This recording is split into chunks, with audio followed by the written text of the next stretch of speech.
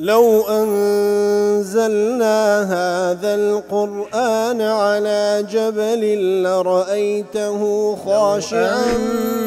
أنزلنا هذا القرآن على جبل لرأيته خاشعا أنزلنا هذا القرآن على جبل لرأيته خاشعا متصدعا من خشية الله. وتلك الأمثال نضربها للناس لعلهم يتفكرون.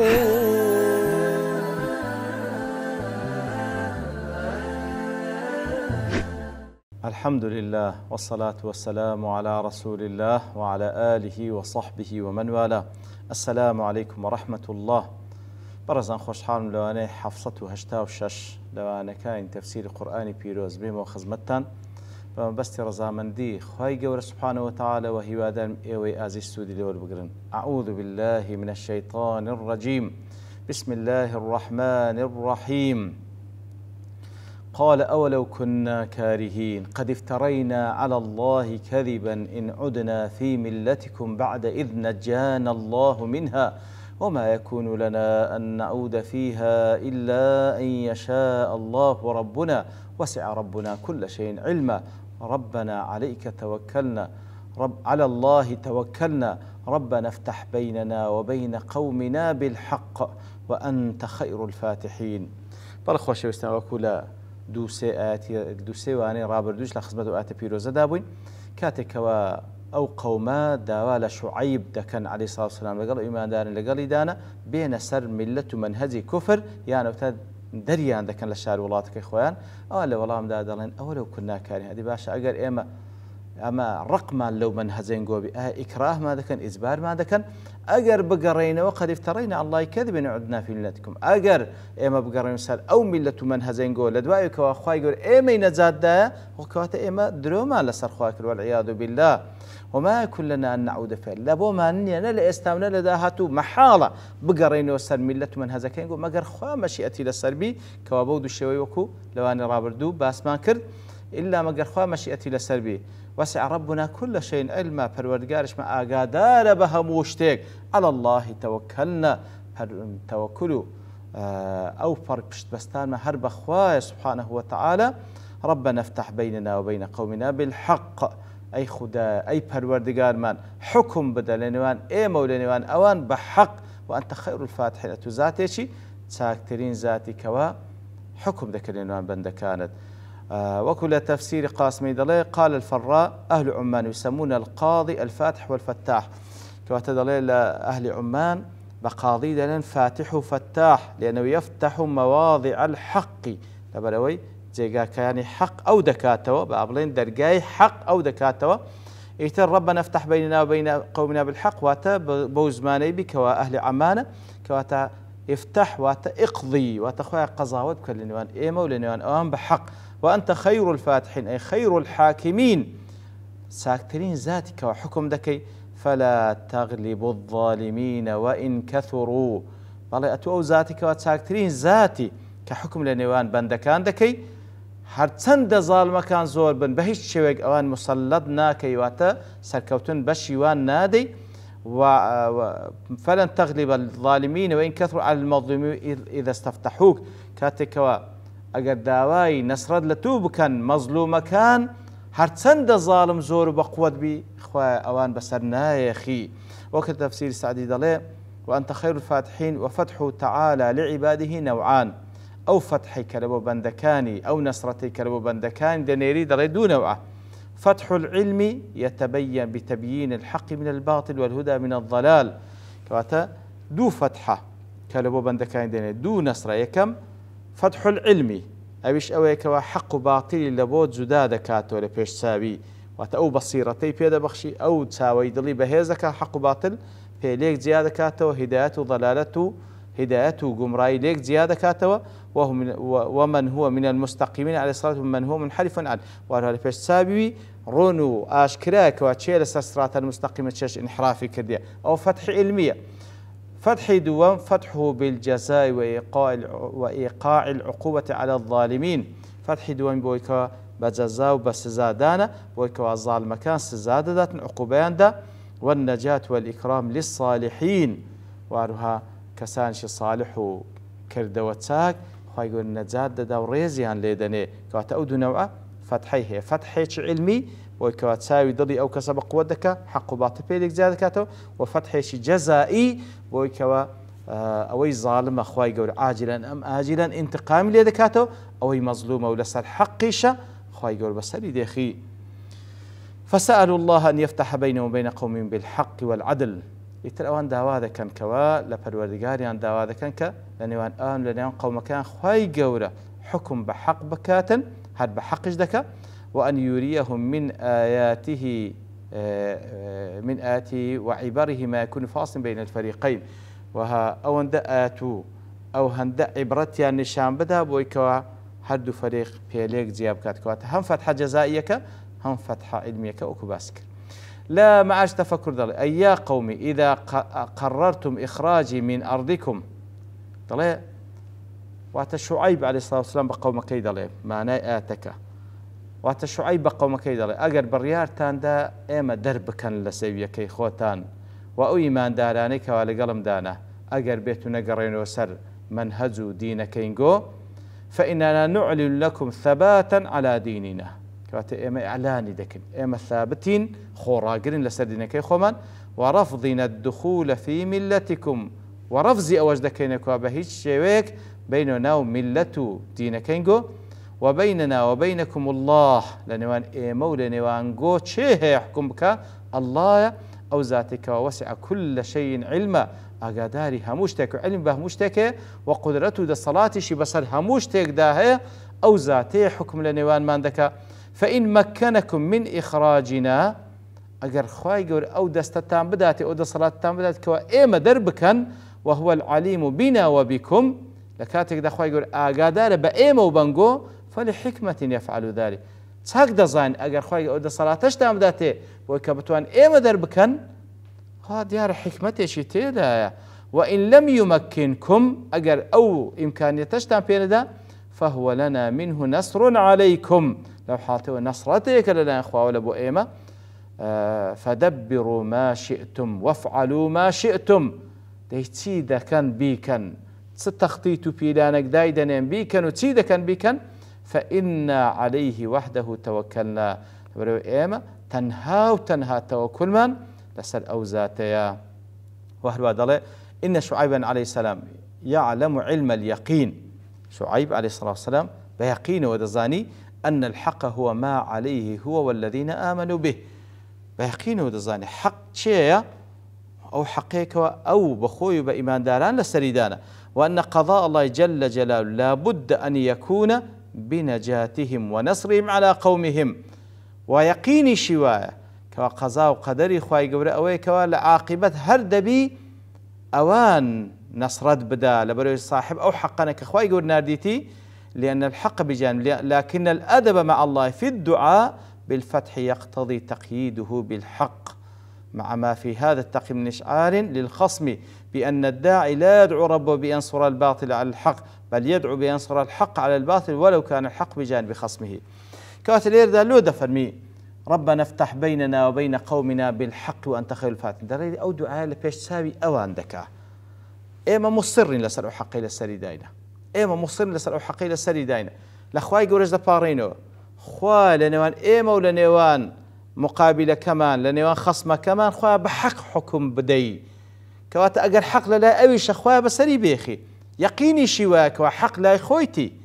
يقيني شواك أولا وكو أدبك برامر بخوا سبحانه وتعالى وباشانيش وكو إنصافك لقى الخصم مقابلك أجر أنجوز لسر حق من أول دعاء كم خواي جورا أو لسر حق بي خواي جورا بسري بيخي ظل دواء ودفن وقال الملأ الذين كفروا من قومه خواي جورا دفن لدواء وكوا شعيب عليه الصلاة والسلام بوشي ورد عن داته أوان هاشتاج بردوام لسركشي خوان وقال الملأ الذين كفروا من قوم أو ملأ قول بيواني كوا كافر لقومك يتيانجو لئن اتبعتم شعيبا إنكم إذا لخاسرون أجر بيتو اتباع شعيب كان براستيانجو خسارة مندن وكل قاسمي دلي وقال الملأ الذين كفروا من قبل اتبعتم شعيبا أي فيما يأمركم به وأنهاكم عنه أجر جورالي شعيب كان لوي كوا فرمان تام بيدك لوي كوا دلي ميكن أو إنكم إذا لخاسرون أقول خسارة من أي لجاهلون مغبونون أجر بجوي شعيب بكانوا اتباعي أو بكان براسي نقول نفامن براسي نقول خسارة دكان لاستبدالكم ضلالته بهداكم باعتبار نقول سر هداية أو قمرات عندك أو لفوات ما يحصل لكم من بخس الكيل والميزان بريق لا نصيحتك كان شعيب أويا عليه الصلاة والسلام كوا نكن فيلا كرينو فروشتنو تلازو بيوان بكن كوات أجر بجوي بكن أنقول فيل ناكن كفيل اشتان نكر كوات خسارة مدن لكرين فلوس نكانتان وكل تفسير سعد له هذا ما سولت لهم أنفسهم أو قسي كواكساني كافر سركردكاني كافر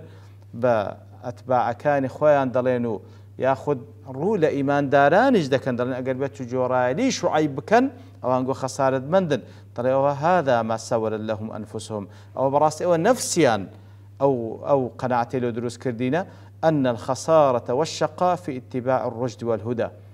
نفسيا أو قناعتي لو دروس كردينا كوا خسارة منديو وهروا بدبختي لسيدا لجورالي كردنو اتباع كردني ريقاي راز دايا ولم يدروا ونازانا أن الخسارة كل الخسارة في لزوم ما هم عليه من الضلال والإضلال نازان لكاتك دا أو بري خسارة لتيدا لوي كوا أوان دزبو قمرايي خوان دادقرن نكهر قمرانو خلشيش قمرا كان وقد علموا ذلك حين وقع بهم النكال كان جينا وحقتنا لو بدي أركد كوا أوان خسارة مندن وكل كان جواتر ديتن كاتك كوا عذاب هات السنة أو زانيا بخوان خسارة مندنك شعيب أواني كوا جوراي لشعيب دكان لا تفسيري مع تفكر لئن اتبعتم شعيبا إنكم إذا لخاسرون واتا أي نقسم واتسركر دكاني كفر بوان كدلين واتا نقسم يما سوين دخوين لئن اتبعتم شعيبا أجر اتباع شعيب كان في إصراري على موقفه الذي أعلنه أجر اتباعي كواتا ليردا أو هاي لك داتا واتا سركر دكاني كفر بأتباع كاني شعيب دلين عليه الصلاة والسلام واتبا إيمان دار كان دلين سوين دي دخوين أجر بيتو أنقول لقال أو موقفي بن كوا شعيب علاني كركوا بيشوك آمادني بقريتو سر أو ديني أجر أنقول شوين كوتي أو بن أو إنكم إذا لخاسرون براستي لو حاط نقول خسارة من أي إنكم إذا لتكونون خاسرين براستي زرر دكن لبرتي زرر دكن إذ سنسلط عليكم من رجالنا من يعذبكم ويضطهدكم كواتو هرشان دكن ليردا جور بياواني كفري أو قومي هرشي لأتباع شعيب دكن لإيمان داران دكن بويكوا أجر بيتو لقال أو موقف ابن كوا شعيب علاني كركوا آمادني بقرة سر أو ملتي كفرة لو حالتي أنجو خسارة مندم بويكوا أما كسانيك مسلط دكن لسرتان بياوانيك عذاب تام بدن أنجو بتسو سيرنوا ويسلبكم ممتلكاتكم وهروها أوي هيتان لمالو دالاي دستي بسردا دقرين حتى تصيروا خاسرين كل شيء حتى أكل نتيجة حموش تيك لدزددن وخسارة دكن وقد تقتلون فتخسرون الحياة لو أنا نكهر ممتلكات تان بركو جيانيج لدز بدن بويكا دكو جرين لو ريقادة وقد تخسرون أهليكم وأولادكم بالتعذيب والتشريد والقتل ولو أنا نكر بخوتان مالو من دالو بنا مالشتان لدز بدن بويكا سزاد درينو أوانيش دكو جرينو وهروها شار بدر دكرين كواتا لا مع التفكر أو هاي لك دايتو كوا وقولي قول بياواني كفرة لبو شوين كوتواني شعيب عليه الصلاة والسلام لبو إيمان دارا حرشان لذلك أقر بردوان بن لقال شعيب لسر أو موقفي كوا أو إعلاني كرديا أو تصاروان تان دكا كوا بوشيوا رفتار تان لقال دكين زاخواي قرد فرمي فأخذتهم الرجفة فأصبحوا في دارهم جاثمين بله خواي قول مهلتك دابا أهلي كفر أهلي ظلم كوا هرشة كان بلام هرشة كاني هتا سرة خواي يقول أهلي دقري أوي إيمان دار همي بدست كافران بروا وبكوجري وبروا دنيا وقيامة لبو أوان بي اشتوانية حتى فتريك خواي يقول سبحانه وتعالى مهلتك يان بيدا تاو كبقرين بلام كتواو تواو وكبري زامك بردبي ولي درجته تاخوي جور تداخل لك سبحانه وتعالى زامي غضبي خوي بسريان داد الرجي فأخذتهم الرجفة فأصبحوا في دارهم جاثمين جا رجفة واتأوا عذابها تسريان أواني هجاند فأصبحوا في دارهم جاثمين يتل معلكاني خويان لسرتسوك كوتنو روحيان درتسو فأخذتهم الرجفة وكل تفسير قاسم أي الزلزلة الشديدة وات هجان وزلزلة شي زور بهزيان بسرداهات وكو ابن كثير دلي خوي جور سبحانه وتعالى لير داباس كريك ورجفة هات السريان لبرئوي أوان حرشان لشعيب لإيمان داران ذكر إتر خوي جور سبحانه وتعالى بوشيوي نكهر ترسان دياني بل كل لرزان دياني لزي خويان لسورة هود خوي جور دفرميتن وأخذت الذين ظلموا الصيحة وتصيحة ودنجي شي جور هات السريان دفرم لوين درجلويا تفرمي لما تهكموا به في قولهم الصلاة كنا قالتهم بخسي شعيب ذكر لنتيجة قالت كردن خوي دنجي شي جوري نار السريان فأسكتهم بهدنجي كردن لسورة الشعراء خوي دفرمي فأخذتهم عذاب يوم الظل أو عذابتها سريهات السريان كوا ظلبوا وتداي بوشتن وتسيبري لكردن أو عذابه إنه كان عذاب يوم عظيم دليل برتسب وما ذلك إلا أنهم قالوا له في سياق القصة فأسقط علينا كسفا من السماء كواتوان با قالت زار ديان قد ديبا قطع عذابك لأسمان وبيت السلمى قطو راز دكي إتر خوي قول سبحانه وتعالى بفعلي عذابش نادي السنة كوا يوم الظلب واتا سيبري لي كردن إن زاوكو كدرة أصابهم عذاب يوم الظل والسحاب أظلتهم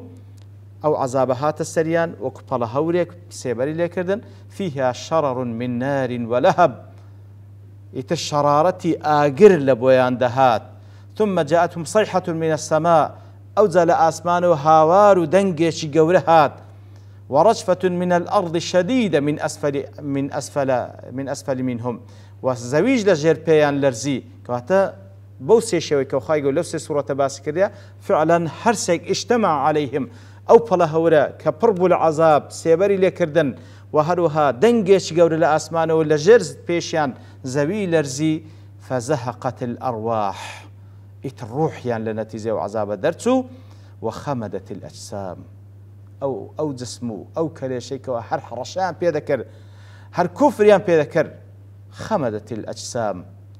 كواتا أو جسمك جاوة